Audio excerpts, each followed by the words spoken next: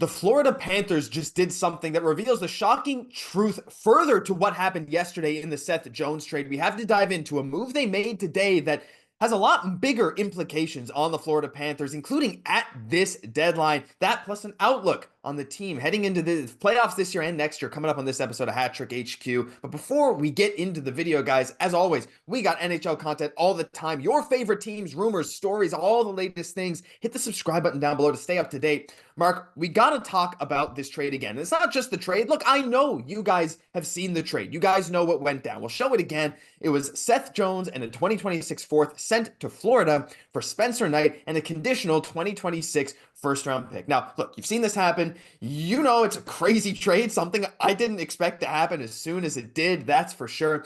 But there are some implications, Mark. Like we know, Seth Jones, his contract is huge, and his production has not been great. The big reason that Chicago got back a first and Spencer Knight here is because they're retaining like over $2 million for half a decade right now to make this more affordable for the Florida Panthers. But Seth Jones straight up is not worth his contract right now. Before we dive into exactly what Florida did today, what are your thoughts on Seth Jones' outlook on the Florida Panthers? Guys, stick around for the move they made, but I want you to get your opinion on this first, because mine is like, I think he's great, but I don't think he's going to be any type of like Ekblad replacement if that's what they're going for. I'm not sold on him being a top pairing guy for them, even at the slightly reduced cap hit. I think the biggest thing is Florida's looking at this. Hey, they're coming off a Stanley Cup win. They want to compete again. Right-handed defenseman, someone that's 6'4", only 30 years old. This isn't available all the time. Yes, the stats aren't great. 7 goals, 20 assists for 27 points. But the biggest thing is Seth Jones has been on not a great Chicago team for the last couple of seasons. So I think they're really banking on this of, hey, we can get him. Spencer Knight might be a great goaltender in the future. This first might be great as well. But we know what we're getting with Seth Jones, a big body defenseman that hopefully hits the second tier like we've seen him almost do in his rookie season once he joins this high offense team. So looking at this, it is a little hard to move on from Spencer Knight and a first. And like you said, I don't think he would be a good Aaron Ekblad replacement. But I think this could be a sneaky pickup that a lot of teams look at in the playoffs and say, why did we not get this guy?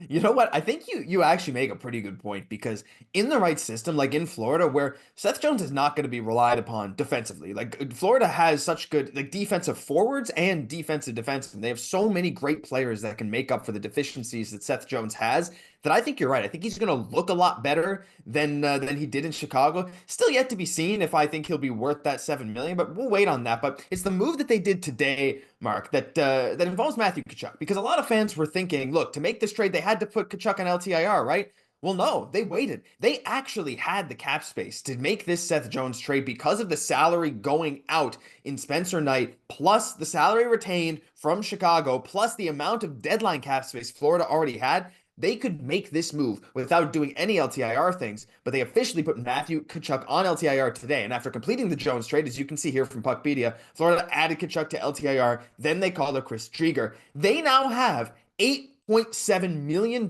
in cap space remaining on the LTIR with 21 active players. So this is very interesting, Mark. Now, again, this 8.7 million, if Tkachuk comes off LTIR before the end of the season, I believe that cap space, you're going to have to pull some shenanigans if you bring in a bunch of money. You can't just bring in the money now and then immediately activate Matthew Tkachuk. But considering they did this, I'm starting to wonder, like, is this going to be one of those Mark Stone situations? I'm starting to think that Matthew Tkachuk could be on LTIR until playoffs if that kind of thing happens. And if it does, Florida now has nearly $9 million to make another big splash. What do you think about this? I mean, look, it's a risky thing if you bring in a ton of money and Tkachuk is ready earlier than you expect. But if the Panthers know, hey, he's out for a minimum of, say, a month and a half right now, you have a chance to do something huge to a team that already just won the Stanley Cup. Well, I mean, the first thing, obviously, losing Matthew Tkachuk is very hard on this team. We've seen him in the Four Nations. He was dominant in that. He's been dominant with the Panthers, winning a Stanley Cup with the Panthers as well. But the biggest thing is, if I'm Florida Panthers, if I'm the general manager, obviously I'm not making a video of them, but looking at this team, with this cap space, I think you go all in. This is a team that wants to win back-to-back Stanley Cups. They want to compete and once again go deep in the playoffs. Looking at some of the free agents, which we'll touch on shortly, or sorry, players that could Trade fly. targets. I mean, looking at this, Josh, I would go all in. This is a team, we've seen them win last year. We know they can compete. They add Seth Jones. Bobrovsky's still not getting younger. This is a core you go in with. And am I crazy to say where you sell the farm to compete once again this year?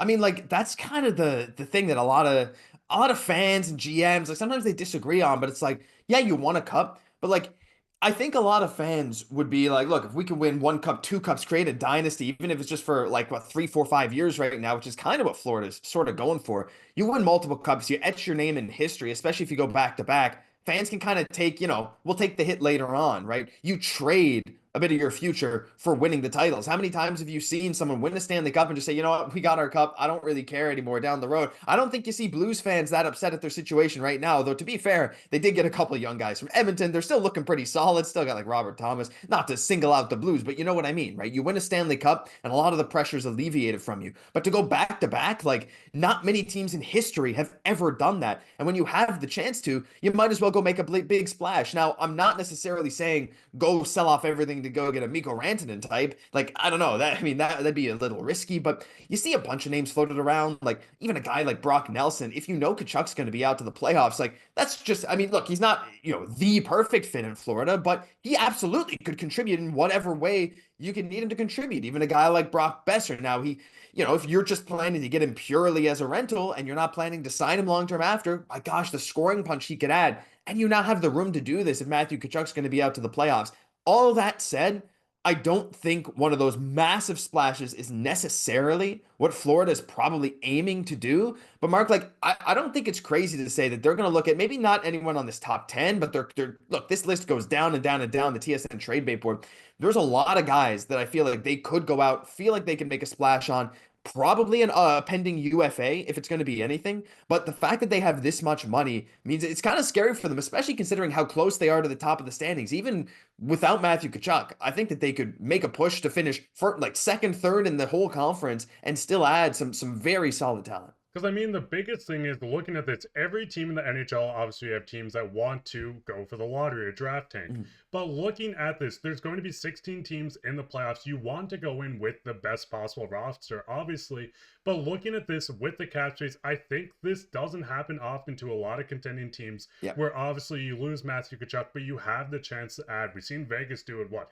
5 straight years in a row. Too many Enough. times. He's still not on LTIR. Mark Stone, of course.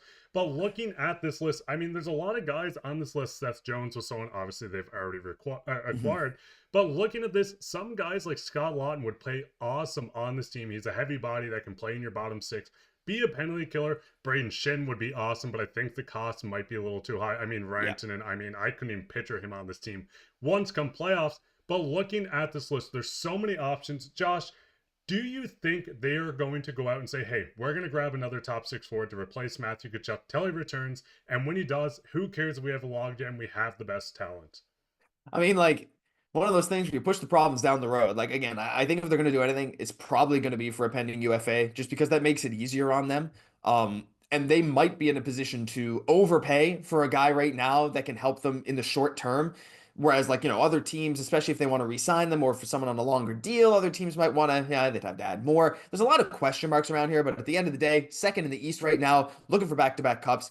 I think it's a given that they're going to be active in the trade market with this kind of cap space available if they know that Tkachuk's going to be out long term. But we'd love to know what you guys have to say down below. Let us know your thoughts on this crazy Panthers situation and even the Chicago side, which we didn't really talk about. But hey, the crazy truth about the trade doesn't come from Chicago side. It comes from this LTIR stuff. But that'll do it for this episode of Hat Trick HQ. If you enjoyed, leave a like, comment, subscribe to the channel. Whoa, we're already made to the end of the video. You get to see, sometimes you mess up in the outro. Doesn't matter. Thank you for watching. I'm Josh Gosse, my co-host Mark Pye. We'll catch you in the next one.